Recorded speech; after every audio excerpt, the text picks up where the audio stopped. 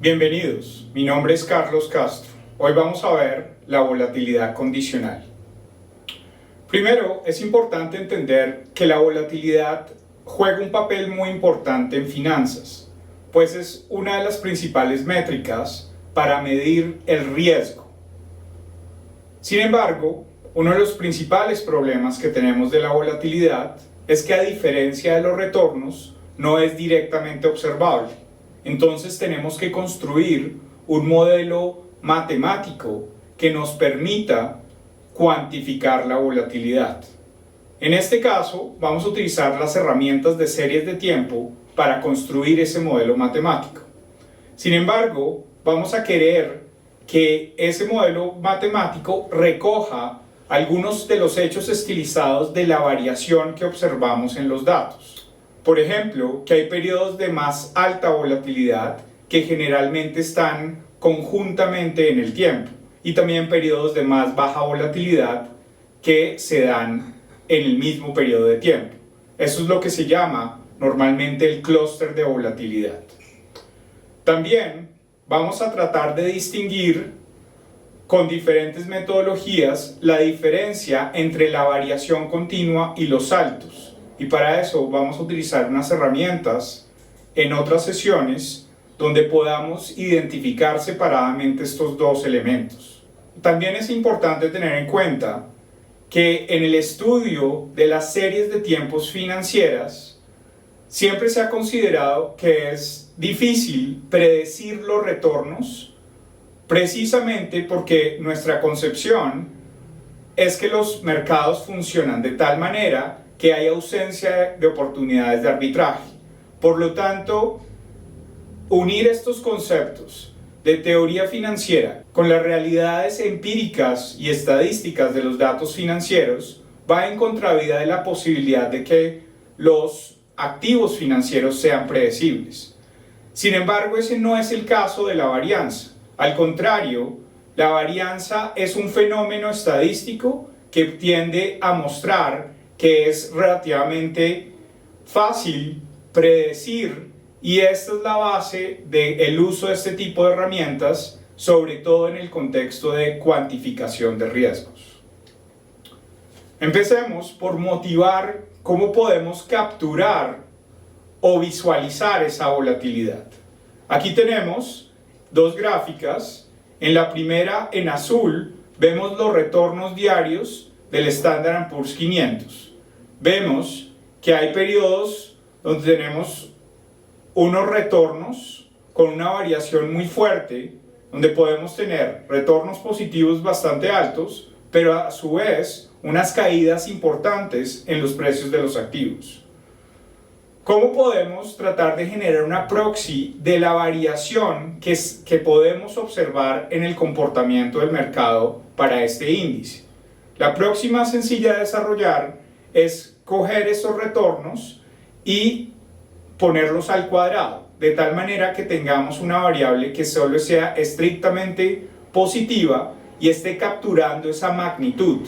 Y esta es la gráfica que tenemos en color rojo, donde calculamos los retornos al cuadrado, y esta sería una primera proxy de la volatilidad, que nos indica que hay periodos de alta volatilidad junto a periodos de baja volatilidad, y generalmente estos periodos de alta volatilidad coinciden en el mismo espacio de tiempo, y los periodos de baja volatilidad también coinciden en los mismos periodos de tiempo.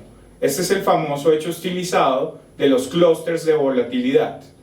Históricamente, también podemos asociar diferentes periodos de alta volatilidad al comportamiento histórico de los mercados financieros. Especialmente aquí que tenemos el Standard & Poor's 500, que es un termómetro del mercado de capitales a nivel mundial. Por ejemplo, aquí vemos un periodo de alta volatilidad alrededor de la última gran crisis financiera en 2007 y 2008. Ahora vamos a ver este mecanismo en que vamos a introducir un modelo matemático basado en los principios de las series de tiempo clásicas, que nos va a permitir introducir un proceso de volatilidad que cambia a través del tiempo. Esto es lo que se conoce como el modelo de heterocedasticidad puro. Recuerden que cuando hablamos de homoscedasticidad es porque hacemos el supuesto que la varianza de los errores del modelo es constante a través del tiempo. Sin embargo, eso no nos va a servir para poder establecer una ecuación matemática que nos permita predecir la volatilidad. Necesitamos capturar esa variación del tiempo. Entonces, la forma más sencilla de introducirlo es con este modelo heterocedástico puro, que nos relaciona la variable y, que sería la variable observable, en este caso los retornos, con los errores. Pero vemos que los errores están multiplicados por un proceso sigma t, que a su vez va a ser función de unos parámetros θ. Un tema importante en esta forma de escribir el modelo de heterocedasticidad pura es que estamos haciendo el supuesto de que los errores tienen media 0 y varianza igual a 1, de tal manera que podamos identificar ese proceso de volatilidad sigma. ¿Qué características tiene este modelo de heterocedasticidad pura? Primero, en este modelo no tenemos una retroalimentación temporal a nivel de la media condicional. Por lo tanto, en este momento vamos a ignorar toda la posibilidad de que tengamos estos procesos tipo ARMA para los retornos. De esta forma, nos permite concentrar específicamente en el proceso de volatilidad. Por lo tanto, también estamos suponiendo que hay a nivel de la media condicional, la autocovarianza son iguales a 0. Es decir, no hay retroalimentación intertemporal en los retornos. Vamos a tener que la media condicional de los retornos va a depender de la información histórica. Aquí la definimos como esta filtración f de t-1. Y esto es lo que nos va a permitir definir que al final esa forma de predecir la volatilidad condicional de los retornos va a estar dada por esta función que escojamos para el proceso de volatilidad. Por lo tanto, en este modelo matemático vamos a definir que ese proceso de volatilidad sigma va a ser una función predecible con la información histórica. Aquí la información histórica sería la información en el pasado dada por la información dada por f de t-1. Ahora tenemos que escoger una forma funcional para ese proceso de volatilidad. Y eso es lo que vamos a denominar como la ecuación auxiliar. Ahora tenemos esta ecuación auxiliar que nos va a determinar una función matemática que nos relaciona el proceso de la varianza denotado como sigma cuadrado de t en función de lo observable. Y en este caso, primero vamos a introducir lo único observable, van a ser los retornos pasados. Sin embargo, como debemos garantizar que el proceso de volatilidad sea estrictamente positivo, tenemos que introducir los retornos pasados al cuadrado. Esto nos garantiza que vamos a tener al final siempre un proceso de volatilidad que es estrictamente positivo. Este modelo de la ecuación auxiliar corresponde a lo que se llama un ARCH-P, donde P quiere decir el número de rezagos que vamos a introducir de los retornos al cuadrado.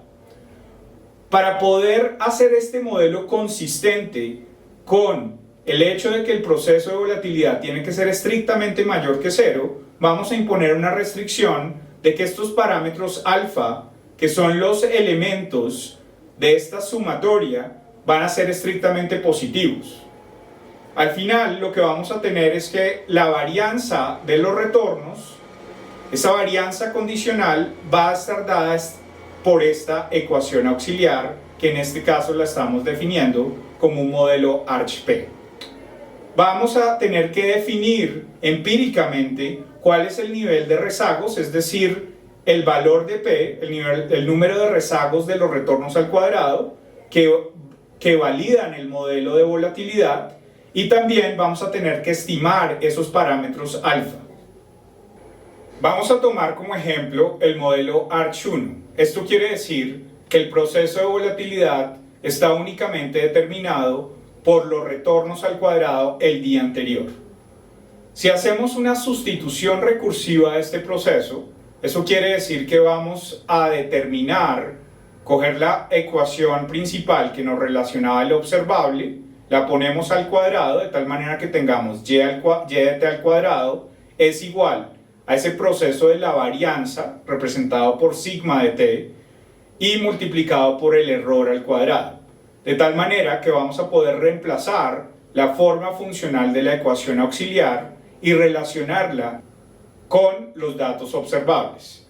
Y así sucesivamente vamos a poder introducir esta sustitución recursiva que nos determina la relación entre los retornos al cuadrado y el proceso intertemporal determinado por el proceso de volatilidad. Si hacemos una sustitución recursiva de cada una de las ecuaciones en la respectiva ecuación que le sigue, al final vamos a tener una expresión que nos determina cómo los retornos al cuadrado son función de todos esos errores o choques pasados y están mediados por esos parámetros alfa. En este caso tenemos lo que sería una especie de proceso multiplicativo de los errores. Nos queda esta expresión y ahora vamos a hacer un supuesto sobre el comportamiento de los parámetros alfa, en este caso de alfa 1, para decir algo con respecto a la estabilidad y estacionariedad del proceso. Si imponemos que alfa 1 está entre 0 y 1, recuerden que este parámetro no puede ser negativo, vamos a ver que se simplifica esta expresión de esta manera. Ahora, si calculamos la varianza del proceso de los retornos al cuadrado, vamos a ver que nos queda alfa sub 0 multiplicado por la sumatoria de los alfa i elevado a la j, y ahí tenemos la varianza de los errores a través del tiempo. Sin embargo, recordemos que los errores tienen media 0 y varianza 1. El hecho de que la media sea igual a 0 significa que la varianza es igual a su segundo momento. Por lo tanto, aquí al final vamos a tener ese segundo momento de los errores a través del tiempo, pero sabemos que ese segundo momento es igual a 1. Por lo tanto, esta expresión se simplifica y llegamos a esa expresión de alfa sub 0 por la sumatoria de alfa elevado a la j. Sin embargo, por el hecho de que alfa esté entre 0 y 1, esta es una sucesión geométrica que va a converger a la última expresión. De tal manera que aquí hemos mostrado que la varianza de los retornos al cuadrado, esa varianza no condicional, es constante a través del tiempo. Y por lo tanto, esto es lo que nos garantiza que este proceso Arch1 es estacionario. Entonces, es importante tener en cuenta que en los procesos de volatilidad también vamos a imponer unas condiciones de estacionariedad que nos garantizan que el proceso es suficientemente regular para que podamos establecer un proceso matemático que nos permita, en principio, describir el comportamiento presente, pero también realizar pronósticos de esta variable. Es importante tener en cuenta que en el caso del Arch1, la estacionariedad depende crucialmente de que este parámetro alfa 1 esté entre 0 y 1. Sobre la base de que tenemos un proceso estacionario, podemos utilizar la metodología que habíamos desarrollado para la media condicional, que es la metodología de identificación de Box-Jenkins. En este caso, la identificación no la vamos a llevar a cabo en términos de los retornos. ¿Por qué? Porque antes habíamos mencionado que para este modelo heterocedástico puro, la parte de la media condicional no tiene ninguna dinámica. Entonces eso significa que estas funciones de autocorrelación siempre van a ser iguales a 0. Como la dinámica está en la varianza condicional, estas funciones de autocorrelación simple y autocorrelación parcial se tienen que calcular sobre los retornos al cuadrado. Y ahí podemos hacer el mismo análisis que hacíamos para los modelos tipo ARMA, en este caso enfocándonos en ese proceso de los retornos al cuadrado. Sin embargo, la práctica común en este tipo de modelos generalmente no es hacer el proceso de identificación tipo Box-Jenkins, sino que en esta literatura de modelos de volatilidad usualmente es preferible tener modelos con pocos parámetros. Y luego vamos a ver que en esta literatura esos modelos con pocos parámetros tienen un éxito bastante importante en términos de predecir y cuantificar el proceso de volatilidad. Por último, consideremos otro modelo que va a especificar esa ecuación auxiliar, que es una generalización del modelo Arch, y es lo que se conoce como el modelo Garch. Esa G significa generalización del proceso Arch. En este modelo, esa ecuación auxiliar ahora no solo utiliza los retornos al cuadrado del pasado para predecir el proceso de volatilidad, sino que adicionalmente incorpora el mismo proceso de volatilidad rezagado para explicar la volatilidad actual. Entonces vamos a tener estos dos parámetros P y Q que van a representar el número de rezagos de P, que corresponde a los rezagos de los retornos al cuadrado, y de Q, que corresponde a los rezagos del proceso de varianza. En este caso, vamos a tener una solución estacionaria que nos requiere que esta varianza del proceso de retornos sea constante. Y eso claramente va a depender del comportamiento de los parámetros alfa y beta. ¿Cómo interpretamos este proceso de volatilidad? Aquí lo que decimos es que esta ecuación auxiliar lo que dice es que la volatilidad es función de los retornos al cuadrado pasados, que esa es la variable observable, y es función de los rezagos de ese proceso de volatilidad. Sin embargo, esos rezagos y a su vez el proceso de volatilidad no son directamente observables, son precisamente ese proceso que estamos utilizando este tipo de modelos para cuantificarlos. No hay que perder de vista que lo único que tenemos observable en este modelo son los retornos al cuadrado.